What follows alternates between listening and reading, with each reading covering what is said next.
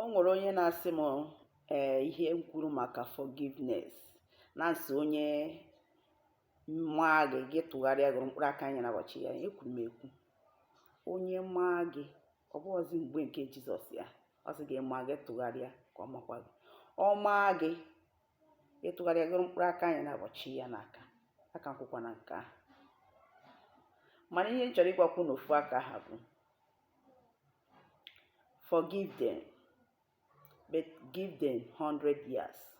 Don't let them come closer to you again. Maka ndụ gị. Maka na asị na ụdọ zobie ezokọ ya, ọ dị ezuzi. Na onye ya na onye mmụọ na-emekọ ihe, na-erikọ nri, na-eji ogologo ngazi eri.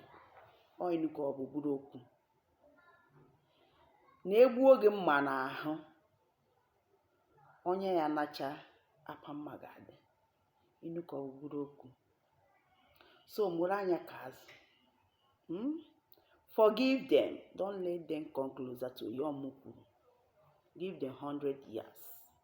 Afụ n'ezisi kene. Kedu ka ụmụaka mere ọ dị mma, ndị nke gị ọ dị mma, inye ya azụ ozugbo. Gịnị ịnọghọ dị n'igbu oge. Ịghọtago? So mụrụ anya ka azụ, anya saa, anya gbaa. Ka ọ bịakwa nnọọ hụ.